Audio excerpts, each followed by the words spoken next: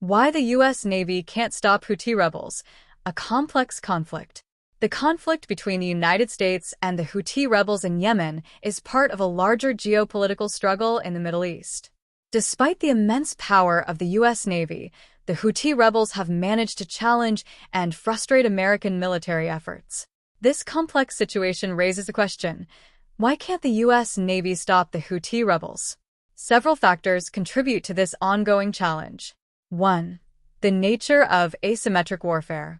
The Houthi rebels employ asymmetric warfare tactics, which are designed to negate the technological and military superiority of the U.S. Navy.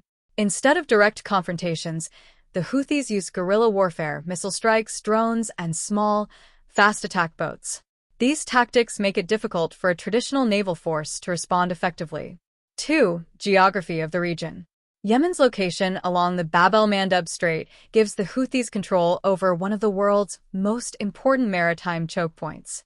The narrowness of the strait and the close proximity to land give the rebels strategic advantages, allowing them to carry out surprise attacks and evade detection.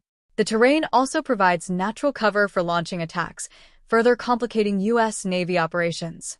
3. Iranian support. Iran's support for the Houthi rebels has been a key factor in prolonging the conflict. The supply of weapons, training, and intelligence from Tehran has bolstered the Houthis' capabilities. Iranian-supplied missiles and drones have been used in attacks against U.S. allies and interests in the region, including Saudi Arabia and oil tankers. This external backing enhances the Houthis' ability to resist U.S. Navy efforts. 4. Technological limitations.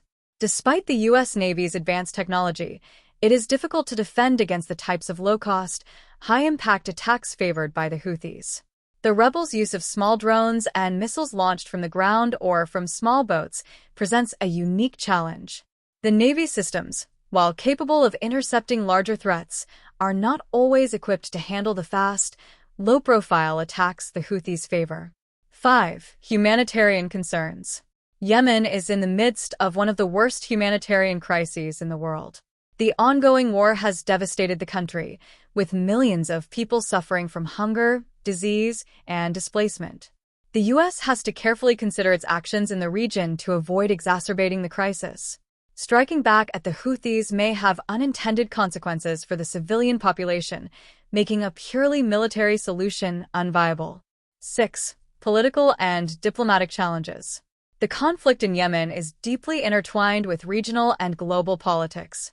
The U.S. Navy's actions are constrained by the need to maintain alliances, manage international relations, and avoid escalation with Iran. The complex web of alliances and enmities in the region makes it difficult to pursue a straightforward military solution.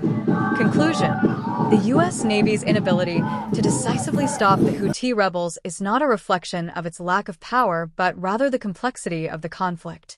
The Houthis' use of asymmetric warfare, their strategic geographic position, Iranian support, and the humanitarian and political factors all combine to create a challenging environment for the U.S. Navy. Until a diplomatic or political solution is found, the conflict with the Houthis is likely to remain a difficult and prolonged struggle.